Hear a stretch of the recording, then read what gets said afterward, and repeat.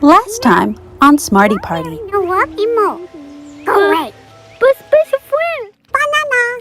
Can baby play with baby? Jesus, Dewey, what the hell happened to you? So, Paprika, tell me what exactly you did to Dewey last night.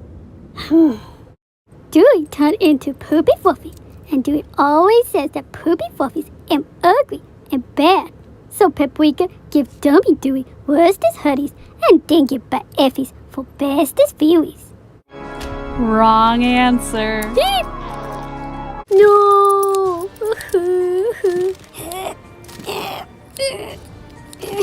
No, take pretty fluff away. Ha! Now look how stupid you look. Do you know why Dewey became an ugly, colored Fluffy? It's because I'm magic. I can turn you into anything I want. And I'm gonna turn you into a dummy. A stupid, ugly, dummy Fluffy that no one will ever love. Now what shall we do with these? No, wingies. What's this always? Always. No, always. No, take wingies. No. Now, an eye for an eye. Please, no more hoodie. Squeak!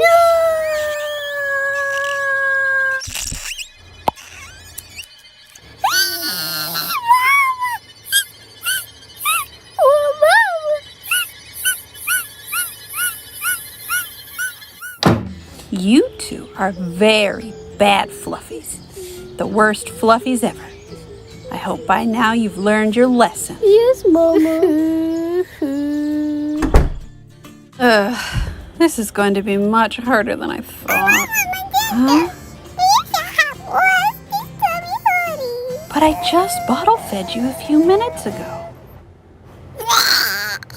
And now you've developed an aversion to formula. Great. Now what am I gonna do? What the?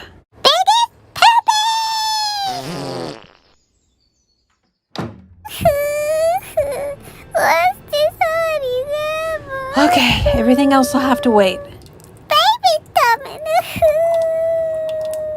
I know. Let me get your tail tied up.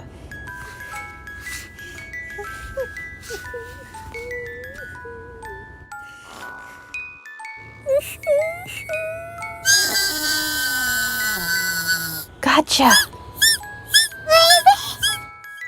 There you go. Jelly love, baby. Give bestest looky creamy. Oh, baby. 2, 3. That's 4. So many, baby. Keep pushing. He's always ever. But looky, babies. Looky creamy. Come on, push. Jerry, you have to keep pushing.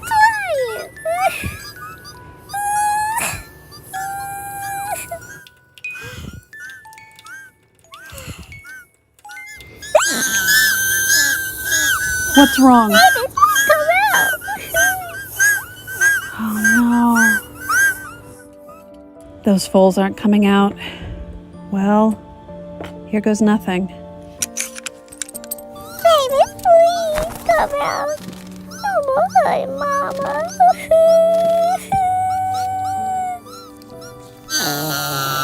Sorry, Cherry, this is the only way. What's the hurry? No, baby. Mama. Holy shit, there's 13 of them. That's a huge batch. Hold still, I'm trying to stitch you up. Here, feed them before you pass out.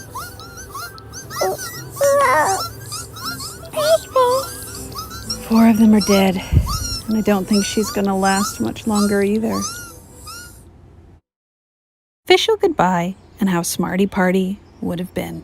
Hey all, I haven't been active in this fandom for quite a while now, but I thought I should give an official goodbye instead of just vanishing like I usually do.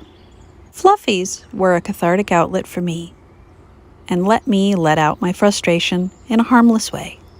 But nowadays, I have found a therapist and started medication for my real-life problems.